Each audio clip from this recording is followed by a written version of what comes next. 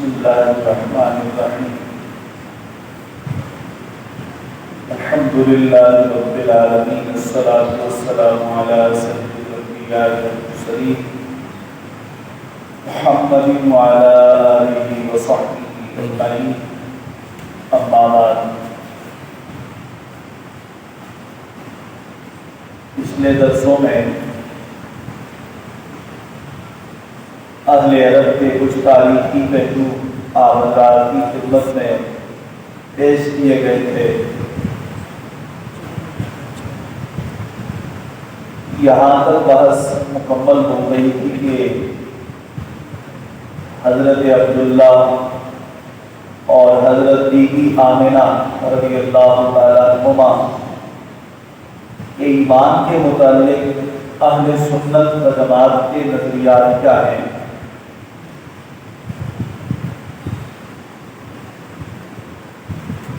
حضرت عبداللہ جو پیارے حبیب علیہ السلام کے والد گرامی تھے، پیارے حبیب علیہ السلام کے دنیا میں تشریف لانے سے تقریباً 6 ماہ پہلے اس دار فانی سے رخصت ہو گئے تھے۔ نبی پاک صلی اللہ علیہ وسلم جب دنیا میں تشریف لائے تو آپ کے والد گرامی حیات نہیں تھے۔ آپ صلی اللہ علیہ وسلم کی پرورش آپ کے دادا حضرت عبد المطلب نے کی، اور پھر یہ ایک تفصیلی بحث انشاءاللہ اگلے درسوں میں آپ حضرات کی خدمت میں پیش کی جائے گی انشاءاللہ۔ جو تفصیلات جس رات نبی پاک صلی اللہ علیہ وسلم دنیا میں جلوہ گر ہوئے، اس رات بہت سے واقعے رونما ہوئے۔ علماء سیرت نے لکھا ہے کہ ایک تو اس رات کعبہ میں جو بت رکھے ہوئے تھے وہ سر کے بل سجدے میں گر گئے، کیونکہ آج کی جو رات تھی وہ بت شکن کی پیدائش کی رات، وہ سارے بت سر کے بل سجدے میں گر گئے تھے۔ دوسرا یہ کہ حضور کی ولادت کے وقت ایک ایسا نور ظاہر ہوا جس کی روشنی سے حضرت آمنہ کو شام کے محلات دکھائی دینے لگے۔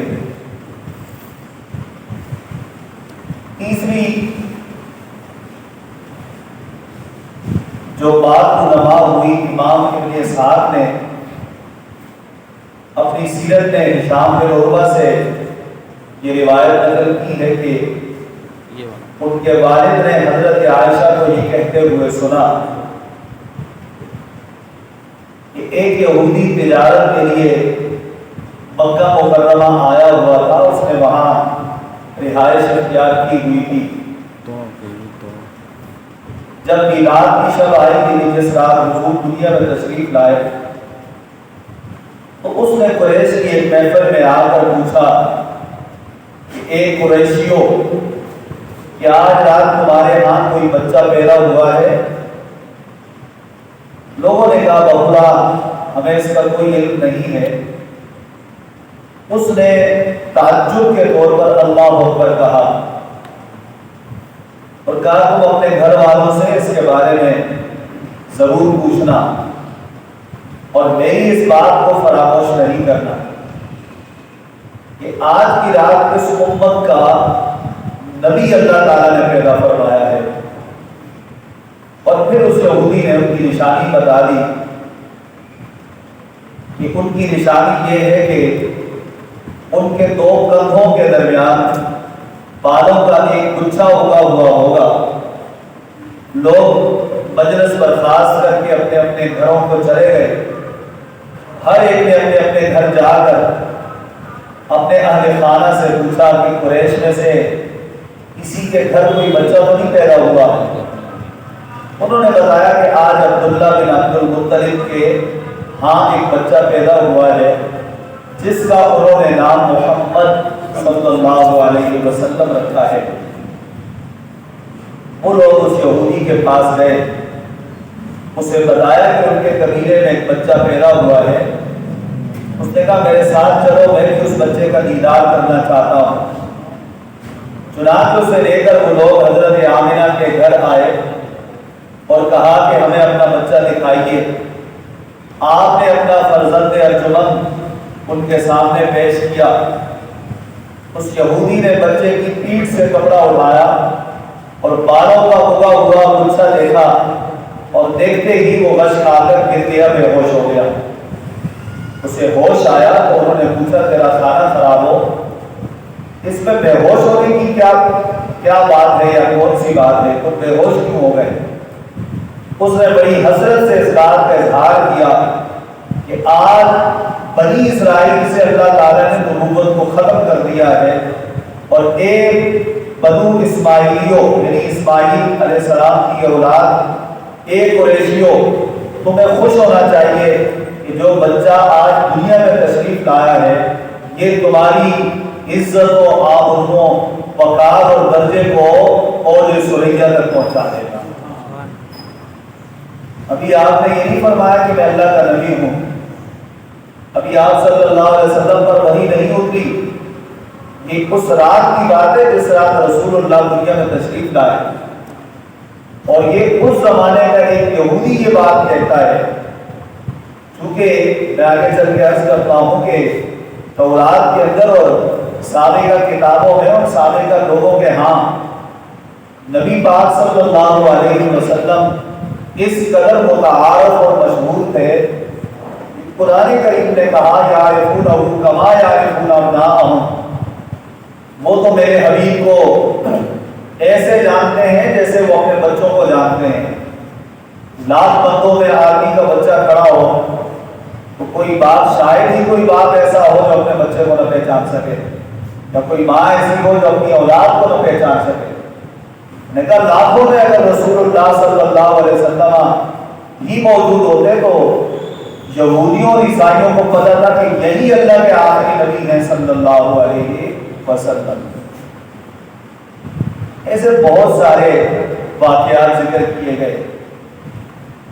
ایک بات یہ بھی ظاہر ہوئی، اس رات کسریٰ کا ایوان لرز گیا اور اس کے 14 کنگرے گر گئے۔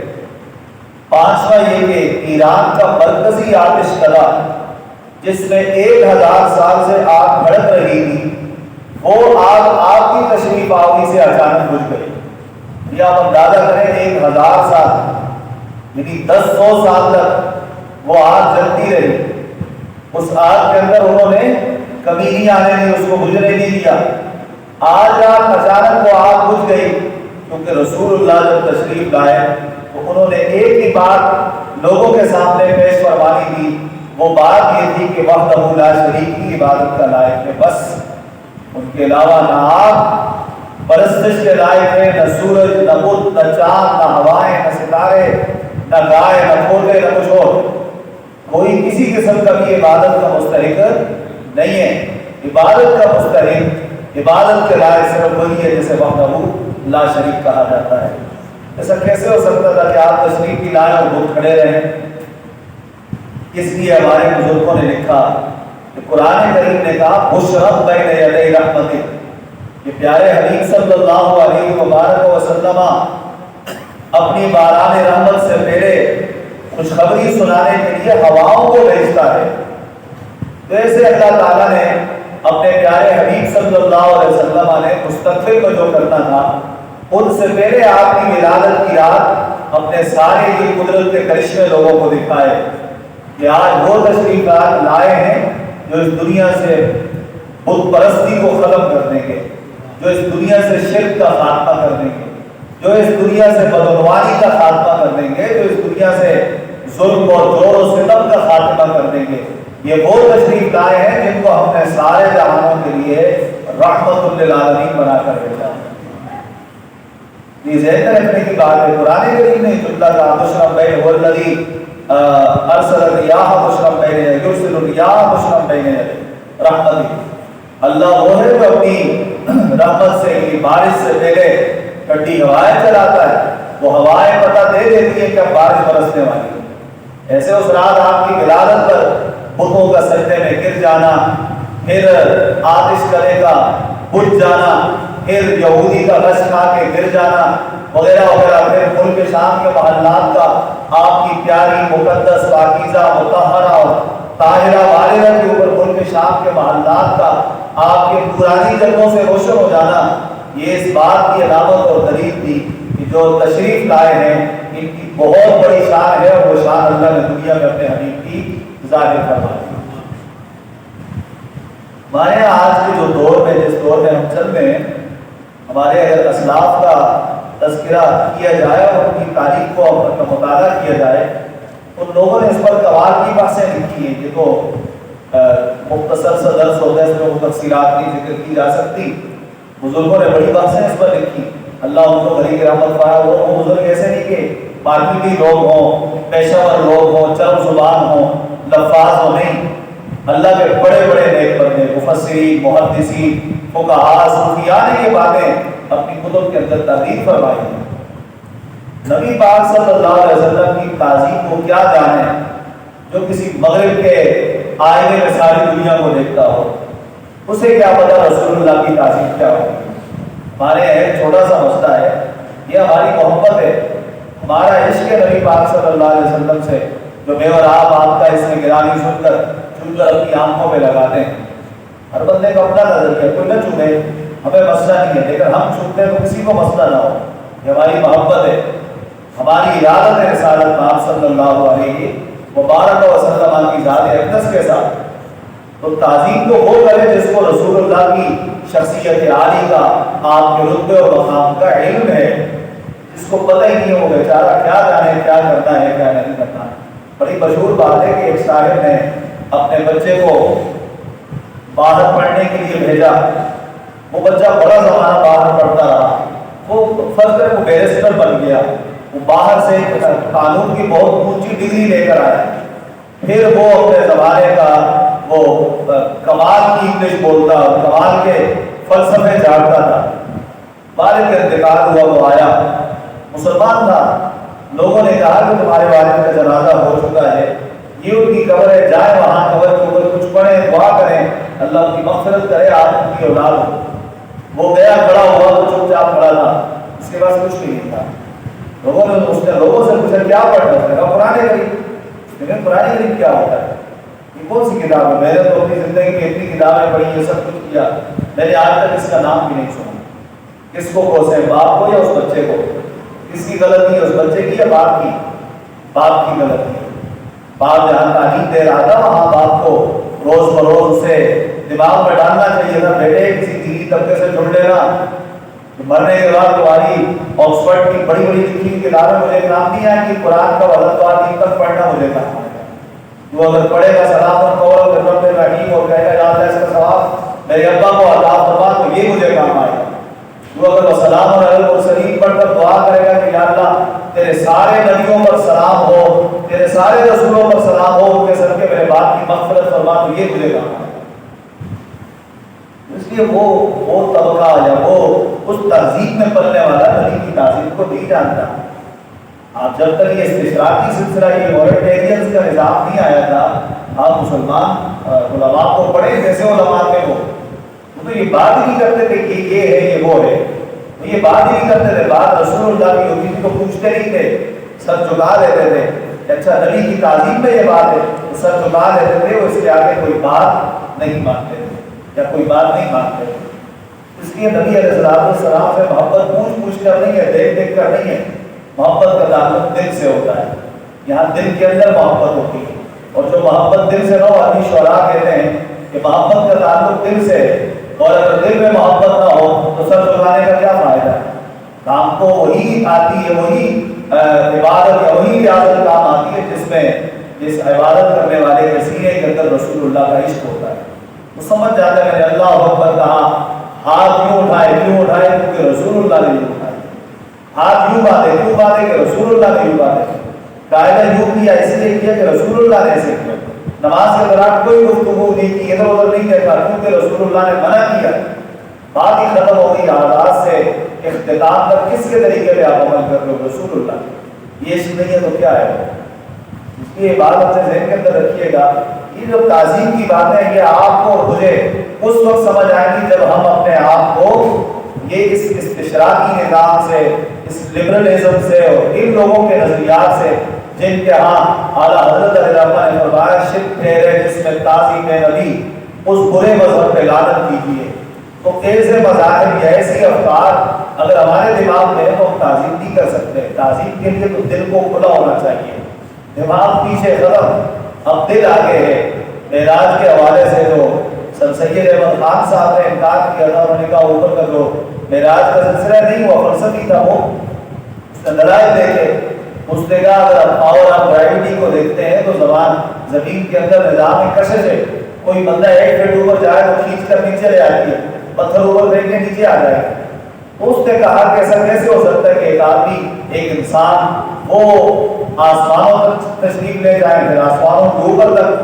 اس نے کہا یہ خلا ہے، پھر اوپر یعنی یہ حصہ ہے، پھر اوپر ملائے متشابہ ہے، پھر اوپر طبقہ زمانیہ جہاں جو بھی جائے اسے چل کر دیا جاتا ہے، پھر آسمان کے قریب طبقہ ناریہ ہے کہ کوئی بھی جائے آگ جلا کر راکھ کر دے، پھر آسمان میں کوئی شگاف کیسے جا سکتے ہیں؟ اقبال نے بھی یہی بات کی، لیکن وہ عشق کے بندے تھے، انہوں نے یہ کہا کہ میں بھی یہی سوچتا تھا کہ زمین و آسمان کے کناروں کو کوئی کیسے پار کر سکتا ہے۔ انہوں نے کہا پھر میں نے اپنے دلائل کو ایک طرف رکھا، پھر میں نے عشق کا تار چھیڑا، تو عشق کے تار نے مجھے اس نتیجے پر پہنچایا، عشق کی ایک جذب نے ہی کر دیا قصہ تمام، اس زمین و آسمان کو بے قرار سمجھا۔ اس نے کہا جب میں عقل کے گھوڑے دوڑا رہا تھا تو مجھے زمین آسمان جو ہے وہ بے کنار نظر آ رہی تھی، کوئی اس کے کناروں تک نہیں پہنچ سکتا تھا۔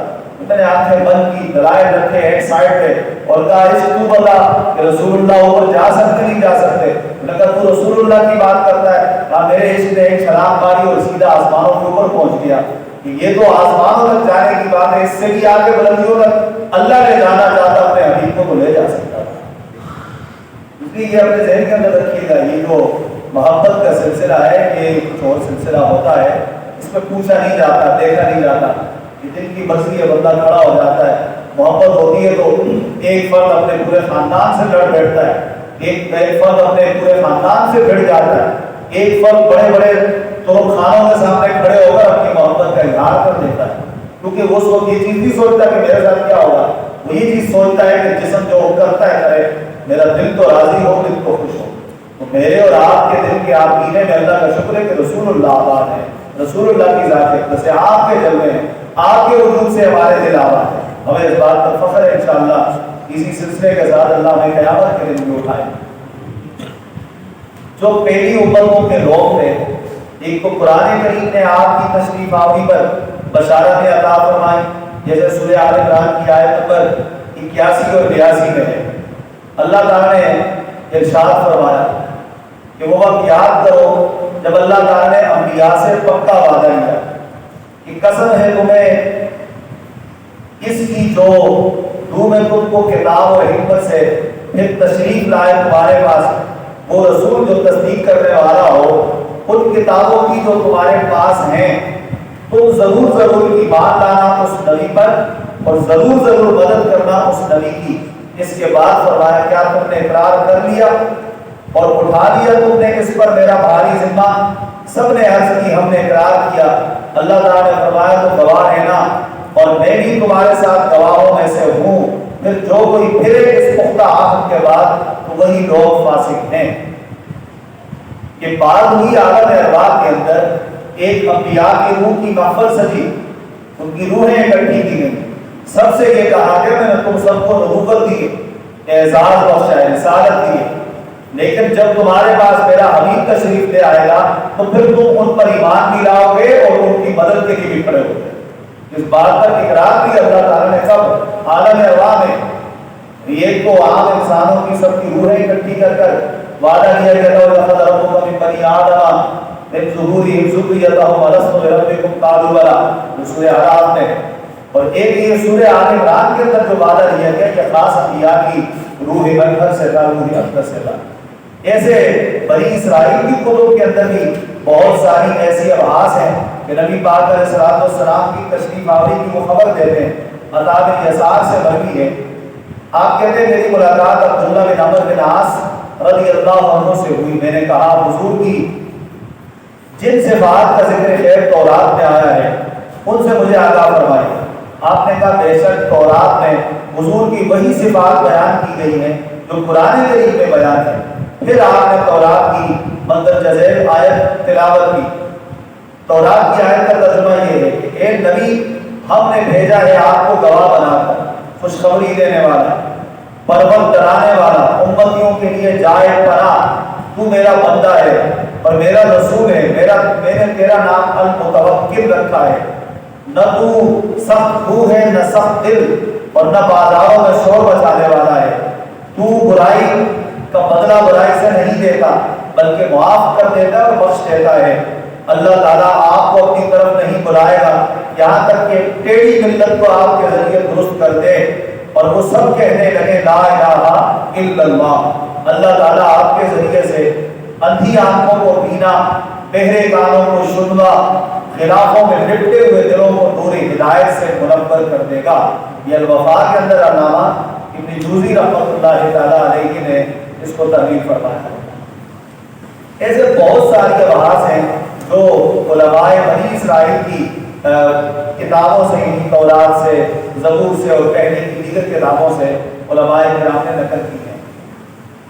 بہرحال حضور کی تشریف آوری سے پہلے حضور کے چرچے تھے. ایک صحابی تھے حضرت سلمان فارسی رضی اللہ تعالیٰ عنہ. یہ فارس کے تھے، اصفہان کے. ان کے والد اپنے شہر کے سردار تھے. یہ ان کے بیٹے حضرت سلمان فارسی رضی اللہ تعالیٰ عنہ سے بڑی محبت کرتے تھے، اس لیے انہیں گھر سے باہر نہیں جانے دیتے. اپنے کھیتوں میں ایک دفعہ لے کر گئے تو واپسی کو انہوں نے دیکھا کہ عیسائیوں کا ایک عبادت خانہ ہے، وہاں عیسائی عبادت کر رہے. کو اچھا لگا سلمان فارسی کو، بچپنا تھا، تشریف لے گئے اندر. تو وہاں انہوں نے ایک بندے کو پایا، وہ دعاؤں میں مشغول ہے. وہ بقول ان کے بڑا نیک آدمی تھا. یہ گھر نہیں آئے، ان کے والد ان کو لینے کے لیے گئے. جب وہاں گئے تو دیکھا کہ وہ اس عیسائی کے پاس بیٹھے ہوئے ہیں. یہ خود جو ان کے والد مجوسی تھے، آتش پرست تھے. انہوں نے یہ سلسلہ کیا کہ وہ ان کو واپس لے آئے. واپس لا کر تاکہ اپنے نظریے سے نکل نہ جائیں، ان کو بیڑیاں ڈال کر گھر میں رکھ دیا. شام کی طرف ایک قافلہ جا رہا تھا. آپ نے کسی طرح کر کرا کے ان کے ساتھ مل کر ان کی شام آپ چلے گئے. وہاں ایک عیسائی راہب کے ساتھ آپ رہے. اس عیسائی راہب کو یہ بقول ان کے لیے حضرت عباس رضی اللہ عنہ کو ایک قصہ سنا رہے تھے. انہوں نے کہا کہ حضرت سلمان فارسی نے، انہوں نے کہا وہ جو عیسائی راہب تھا وہ نیک آدمی تھا، اس نے میری بڑی تربیت کی. پھر اس کا انتقال ہو گیا. پھر میں ایک اور کنیسے میں چلا گیا. وہاں جو عیسائی تھا وہ تھا تو بڑا نمازی اور دعا کرنے والا، اور یہ وہ لوگوں کو کہتا تھا صدقہ کرو، خود صدقہ نہیں کرتا تھا، لوگ لا کے صدقہ دیتے تھے اور وہ لوگوں کا صدقہ غریبوں میں نہیں بانٹتا تھا، خود کھا جاتا تھا. اس کا جب انتقال ہوا تو اس نے لوگوں کو بلایا اور کہا تمہارا یہ جو پادری تھا یہ ایسا ایسا تھا. تم جھوٹ بول رہے ہو. انہوں نے خانہ کھلوایا تو اس میں سونے کی 100 دیگیں بھری ہوئی پڑی تھی. کہا تمہارا جو سونا تھا وہ اس کے پاس ذخیرہ رکھا ہوا ہے، اس نے خرچ ورچ نہیں کیا. لوگوں نے سونا اٹھایا، اپنا اپنا لیا. اس پادری کو انہوں نے سوری پہ لٹکایا، یعنی بیچ بازار کے. اسے پتھر وتھر مارے اور اٹھا کر اسے دفن کر دیا. آپ وہاں سے چلے گئے. ایک اور کسی پادری کے پاس آپ گئے. وہ بہت نیک تھا، ان کے بقول کے اس جیسا میں نے عبادت کرنے والا کسی کو نہیں دیکھا اس دور تک. اس کے پاس گیا، اس نے بڑی تربیت کی. اس نے یہ کہا کہ اس کا جب موت کا وقت آیا تو انہوں نے کہا میں کیا کروں، کدھر جاؤں آپ کے انتقال کے بعد. اس نے کہا میرے انتقال ہو جائے تو فلاں علاقے میں فلاں جگہ ایک پادری ہے، تم اس کے پاس چلے جانا. اس کا انتقال ہو گیا، آپ چلے گئے اس کے پاس. جب وہاں پہنچے تو اتفاق سے اس پادری کی جان نکل گئی تھی، وہ بھی مرنے والا ہے. آپ نے ان سے کہا کہ مجھے فلاں نے بھیجا، اس کا انتقال ہو رہا تھا، اس سے میں نے اجازت دی آپ کے پاس بھیجا، آپ نہیں جا رہے، بتاؤ میں کہاں جاؤں. اس نے کہا تمہیں کہیں جانے کی ضرورت نہیں ہے. اب وہ وقت آ گیا ہے کہ نبی آخر الزمان صلی اللہ علیہ وسلم دنیا میں رونما ہو. تم ایسا کرو کہ تم ایسے علاقے کے اندر چلے جاؤ جسے نخلستان کہا جاتا ہے، حجاز کا عرب کا علاقہ.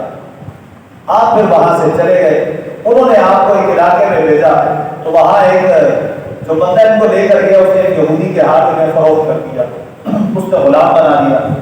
کرتے کراتے وہ بیچتا بیچتا بیچتا بیچتا اس یہودی کے ہاتھ اس نے بیچا جو یہودی مدینے کا رہائشی تھا اور مدینے کے اندر اس کے بڑے باغات تھے.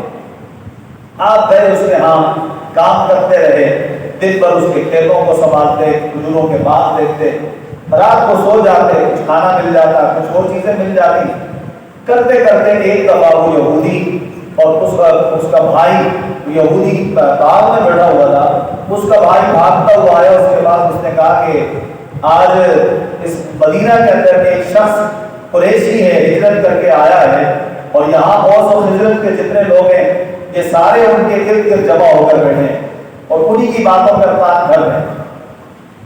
اس نے کہا کہ کیسا ہے اور کیسا ہویا ہے, سارا بیان کیا. یہ فرماتے ہیں کہ میں اس وقت کھجور کی صفائی کر رہا تھا, کھجور کے درخت پہ چڑھا ہوا تھا. فرماتے ہیں جب میں نے یہودی کے اس بھائی کی باتیں سنی تو میں تو آگے سے باہر ہو گیا. مجھے ڈر لگا کہ کہیں میں خوشی کے اوپر سے گر نہ جاؤں اور اپنے اس مالک کے اوپر آ کر نہ ٹپک پڑوں. تو فوراً میں نیچے آیا, میں نے اس یہودی سے پوچھا یہ کیا بات کر رہا تھا. اس نے کہا تمہارے سے کیا کام ہے, ایک چانٹا مارو ہوگا, تم جاؤ اپنا کام کرو. میں نے کہا میں تو اپنا کام کروں گا ہی کروں گا, لیکن اس حوالے سے میرے پاس کچھ خبر ہے. کہہ رہے کرتے کراتے میں آپ صلی اللہ علیہ وسلم کی خدمت میں موقع پا کر حاضر ہوا. میں نے کچھ چیزیں ساتھ لی. وہ جو آخری ہے پادری جس کا انتقال ہوا تھا اس نے علامتیں بتائی تھی. ایک علامت اس نے یہ بتائی تھی کہ وہ نبی صدقہ نہیں کھائے. دوسری علامت یہ بتائی تھی کہ وہ نبی ہدیہ لے گا, گفٹ اگر تحفہ انہیں کوئی دے گا تو اسے قبول فرمائے. تیسری علامت یہ بتائی تھی کہ انہوں دونوں کندھوں کے بیچ میں مہر نبوت ہے. یہ فرماتے میں صدقہ لے کر گیا آزمانے کے لیے کہ دیکھوں سچے نہیں ہے. میں نے کہا یہ صدقہ ہے اور اس کے آپ سے زیادہ کوئی اور مستحق نہیں ہے کیونکہ آپ مسافر ہیں, ہجرت کر کے تشریف لائے. حضور نے فرمایا کہ ہم اپنی راہ کی جماعت صدقہ نہیں کھاتے, اپنے ساتھیوں کو دیا کہ آپ یہ کھا لیں. میرے ایک نشانی پوری ہو گئی. پھر میں پلٹ کے آ گیا. کچھ عرصے کے بعد کچھ اور کھجوریں لے کے گیا. میں نے خدمت اقدس میں پیش کی, ساتھ یہ کہا کہ پچھلی دفعہ میں صدقہ لے کے آیا تھا, آپ نے نہیں کھایا تھا, یہ تحفہ ہے صدقہ نہیں ہے. تو حضور نے خود بھی کھایا اور صحابہ نے بھی کھایا. دوسری علامت پوری ہو گئی. کہہ رہے بس اب میری خوشی کی انتہا نہیں تھی, میرا دل بڑا ہو گیا تھا, میرے وجود میں چاروں طرف خون دوڑنا شروع ہو گیا تھا اور مجھے پتہ چل گیا تھا کہ میں جہنم کی جو غلامی اس سے بھی نکل جاؤں گا اور یہودی کی غلامی سے بھی نکل جاؤں گا. باتیں ایک دفعہ میں پھر آیا. آقا علیہ الصلوۃ والسلام اپنے کسی نیاز مند کے جنازے میں جنت البقیع میں تھے. آپ صلی اللہ علیہ وسلم کے پاس گئے, میں حاضر ہوا تو اس آدمی کی تدفین ہو رہی تھی جس کا انتقال ہوا. تو آقا علیہ الصلوۃ والسلام جہاں بیٹھے تھے میں یوں گھوم کر پیچھے سے گیا کہ میں دیکھوں آپ کی مہر نبوت ہے یا نہیں. فرماتے میں گھوم کر یوں گیا تو رسول اللہ صلی اللہ علیہ وسلم کو پتہ چل گیا. اب آپ وہاں سے گھوم گیا, مجھے کیا پتا پیچھے کیا کرنے آ رہے ہیں, تو اللہ کے رسول ہی جان سکتے ہیں, انہیں کو اس بات کا علم ہے. تو جب وہ پیچھے آئے تو نبی پاک علیہ الصلوۃ والسلام نے اپنی چادر مبارک اپنے کندھوں سے نیچے کر دی, یعنی مہر نبوت دکھانے کے لیے. کہہ رہے میں نے مہر نبوت کا مشاہدہ کیا اور بس میں حضور کی ذات اقدس کے ساتھ لپٹ گیا, بلک بلک کر رونے لگا. میں نے عرض کیا یا رسول اللہ مجھے آپ اپنی غلامی میں قبول فرما لیجیے. نبی پاک صلی اللہ علیہ وسلم نے انہیں کلمہ پڑھایا, وہ مسلمان ہوئے. اس کے بعد جو اگلی کہانی ہے, دیکھیں سلمان فارسی آزاد تھے, سردار کے بیٹے ہیں, کھاتے پیتے آدمی ہیں. ان کا باپ جب انہیں گھر میں رکھ رہا تھا تو اس کا مطلب بڑی سہولتیں تھیں ان کے پاس, ایسے کوئی بچوں کو اپنے گھر میں نہیں رکھتا. پھر سردار تھا, مالدار شخص تھا. انہوں نے وہ ساری بادشاہی سرداری جوتے کی نوک پہ رکھی, کس کے لیے؟ رسول اللہ کے لیے, ہدایت کی راہ تلاش کرنے کے لیے. کرتے کرتے سردار کے بیٹے قید میں جاتے ہیں, کنیسوں کے اندر جا کر رہتے ہیں, پادریوں کے ساتھ کھاتے پیتے ہیں. کرتے کرتے پھر وہ اس راہ پہ نکلتے ہیں جس راہ پہ انہیں ہدایت کا سرچشمہ ہدایت کے پاس پہنچنا ہے. اس راہ میں انہیں غلام بنا دیا جاتا ہے, وہ یہ تکلیف برداشت کرتے ہیں. سردار کے بیٹے ہو کر کھجوروں کو پانی دیں, کھجوروں کی صفائی کریں, نیچے زمین کھودے تو آپ اندازہ کریں کہ وہ نزاکت والے ہاتھ کتنی تکلیف اٹھاتے ہو. وہ ساری مشقتیں برداشت کی. آج جب مسلمان ہوئے تو حضور نے ان سے فرمایا کہ تم اپنے آقا سے کہو یہودی سے تمہیں مکاتب بنا دے. مکاتب کا مطلب یہ ہوتا ہے کہ غلام ہوتے ہیں, اور یہ جو قسم ہوتی ہے غلاموں کی یہ ایسی ہوتی ہے, فرض کریں میرے ایک غلام ہے, میں اسے یہ کہتا ہوں کہ مجھے 10,000 روپے دے دو تم آزاد ہو، تو وہ 10,000 روپے مجھے دے دیتے ہیں تو وہ آزاد ہو جاتے ہیں۔ تو وہ جو غلام تھے اب حضرت سلمان فارسی رضی اللہ عنہ، انہوں نے جا کر اپنے آقا سے کہا کہ مجھے آپ مکاتب بنائیے اور جو آپ قیمت لینا چاہتے ہیں کیجیے، میں مجھے آزاد کر دیں۔ انہوں نے کہا کہ اس یہودی نے کہا کہ قیمت میں آپ سے لوں گا 300 کھجور کے پودے لگاؤ۔ وہ 300 کھجور کے پودے لگے، سب زرخیز ہو اور سب بڑے ہو جائیں، جوان ہو جائیں۔ ایک دوسرا 40 سوکیا چاندی بڑی مقدار ہے، یہ آپ مجھے دو گے تو پھر میں یہ 40 روپیہ سونا پھر میں آپ کو آزاد کروں۔ تو تم نے اپنے علاقے کو کچھ کرتے تھے، یہاں تو کچھ نہیں تھا، وہ غلامی کی زندگی گزار رہے تھے۔ وہ حضور کی خدمت میں آئے، عرض کیا یا رسول اللہ، حضور نے فرمایا کیا ہوا؟ میں عرض کیا یا رسول اللہ، میرے آقا نے مجھے یہ 2 شرطیں رکھی ہیں کہ تم آزاد ہو گئے جب 300 کھجور کے پودے لگا لو، وہ لگے پلے جوان ہو، پھر تم آزاد ہو گئے۔ دوسری شرط یہ ہے کہ 40 روپیہ سونا یا چاندی تم مجھے دو۔ میں کہا یا رسول اللہ یہ تو میں نہیں کر سکتا۔ حضور نے اعلان کیا، فرمایا اعینوا اخاکم، اے سارے صحابہ اپنے بھائی کی مدد کرو۔ کسی نے کھجور کے 10 پودے دیے، کسی نے 5 دیے، کسی نے 8 دیے، کسی نے 20 دیے۔ کرتے کرتے ان کے پودے پورے ہو گئے، 300 یا 100 جتنے بھی تھے وہ مکمل ہو گئے، 100 پودے مکمل ہو گئے۔ پودے مکمل ہونے کے بعد اب اگلا مرحلہ تھا گڑھے کھودنا۔ 100 گڑھے ایک ساتھ بندہ کیسے کھودے گا؟ تو وہی جان نثار گئے، گڑھے کھودے گئے۔ حضور نے فرمایا جب گڑھے کھود جائیں تو تم کچھ مت کرنا، مجھے بلانا۔ رسول اللہ خود اس کے باپ نے گئے، سلمان فارسی رضی اللہ عنہ میں تھی، ان کے باپ نے گئے، اپنے مبارک ہاتھوں سے آپ نے سارے پودے زمین پہ لگائے۔ سلمان فارسی کہتے ہیں کہ حضور کے لگائے ہوئے پودوں میں سے ایک پودا بھی ایسا نہیں تھا جو سوکھ جائے، سب کے سب کو اللہ تعالیٰ نے زندگی عطا فرمائی، جوان عطا۔ ایک شرط پوری ہو گئی۔ دوسری شرط یہ تھی کہ 40 روپیہ چاندی۔ تو حضور کے پاس کسی نے سونے کا انڈا لا کر آپ کو دیا، سونے کا ٹکڑا۔ آقا علیہ الصلوۃ والسلام نے فرمایا وہ مکاتب غلام کہاں ہے؟ وہ آئے اور یہ سونا لے اور اپنا بقیہ قرض بھی ادا کرے اور آزاد ہو کے ہمارے پاس آ جائے۔ وہ یہ فرماتے ہیں کہ میں حاضر ہوا، حضور نے مجھے وہ ٹکڑا سونے کا دیا۔ انہوں نے کہا یا رسول اللہ جو انہوں نے مانگا بہت سونا ہے۔ حضور علیہ الصلوۃ والسلام نے سلمان فارسی رضی اللہ عنہ کو ایک جملہ ارشاد فرمایا۔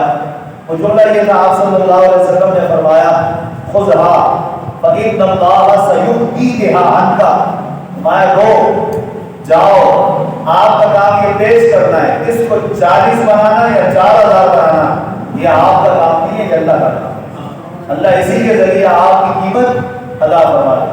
وہ فرماتے ہیں میں جب وہاں گیا، میں نے لے لیا اور اپنے مالک کے پاس گیا تو ذات کی قسم جس کے دست قدرت میں سلمان کی جان ہے، اسی سے 40 روپیہ میں نے وزن کر کے انہیں ادا کر دیے، اور یوں میں نے اس یہودی کی غلامی سے نجات پائی۔ اب میں آزاد تھا، ہر وقت حضور کی خدمت میں رہتا۔ پہلی جنگ غزوہ خندق تھی جس میں میں آزاد مومن کی حیثیت سے شریک ہوا، اور اس کے بعد کوئی جہاد ایسا نہیں جس میں سلمان فارسی نے شرکت کی۔ اب ان کی بڑی لمبی عمر تھی، 120 سال عمر تھی، 60 سال پہلے گزارے، 60 سال پہلے اسلام میں گزارے۔ اسلام میں بڑا کردار ہے ان کا جنگی معاملات کی طرف باقی وغیرہ۔ اس بات کا خلاصہ کیا ہے؟ انشاءاللہ بقیہ جو اس پر پیارے حبیب علیہ السلام کے بچپن کے دیگر واقعات ہیں وہ کل کے درس میں آپ بزرگوں کی خدمت میں عرض کروں گا۔ اس پر نقطہ کیا ہے؟ سلمان فارسی رضی اللہ عنہ نے اپنے آپ کو رسول اللہ کے لیے پیش کیا، دین کے لیے پیش کیا۔ غلام بنے، سب تکلیفیں آئی، سب کچھ، کیا وہ ضائع ہوئے؟ ہرگز نہیں، وہ آباد ہوئے۔ دوسری بات یہ ہے کہ کہاں سلمان فارسی، کہاں رسول اللہ۔ پیارے حبیب علیہ السلام کا انداز دیکھیں، آپ کی شفقت دیکھیں کہ سلمان فارسی رضی اللہ عنہ جو آپ کے غلام تھے، آپ اس کے لیے کھڑے ہوئے، آپ نے ان کو سہارا دیا، اور ایسا سہارا دیا کہ ٹوٹل آزاد کر کے وہ اللہ اور اللہ کے رسول کی غلامی نے انہیں قبول فرما دیا۔ اس لیے اس کا مطلب یہ ہے کہ جو اللہ کے دین کے لیے اللہ کی راہ میں نکلتا ہے، اللہ اسے ضائع نہیں ہونے دیتا۔ اللہ اسے آباد فرماتا ہے۔ اللہ تبارک و تعالیٰ اس میں وہ قوت پیدا کر دیتا ہے جو قوت شاید پہلے اس کے اندر نہ آئی ہو۔ اللہ اس کے لیے ایسے سہارے پیدا کر دیتا ہے جن سہاروں میں کبھی اس نے اپنے وقت و گمان میں سوچا بھی نہیں ہوگا۔ اس لیے آپ سب بھی مبارک ایام ہیں، حضور کی سیرت کا مطالعہ کریں۔ یہ مغرب میں فجر میں درس ہوتے ہیں، حضرات درس میں شریک ہوں۔ فجر کی نماز کے بعد میرے حساب سے تو فجر کے بعد کوئی بھی کام نہیں ہوتا کہ ہم بھاگ کر نکل جائیں۔ فجر کے بعد مختصر سا درس ہوتا ہے، اس میں خود بھی بیٹھے اپنے دوستوں کو بھی دعوت دیں گے۔ فجر میں ہمارے دن کا آغاز دین کا مسئلہ سیکھنے سے ہوگا، تو آپ کے دن کا آغاز اچھے انداز سے ہونا چاہیے۔ فجر کی نماز پڑھیں یہاں پر، اس کے بعد مختصر سا درس ہوتا ہے، اس درس کے اندر آپ شریک رہا کریں۔ اس کے بعد دعا ہوتی ہے، بھلے آپ اپنے گھروں کی تشریف لے جایا کریں، لیکن ان درسوں میں شرکت کی خود بھی کوشش کریں، اپنے دوست و احباب کو بھی ان کی دعوت دیا کریں۔ آپ کی وجہ سے کوئی ایک بھی اگر اسلام پر آ گیا تو آپ کے لیے صدقہ جاریہ ہوگا۔ اللہ آپ کو اور سب کو جزائے خیر عطا فرمائے۔ آمین ثم آمین۔ اللہم صلی علی سیدنا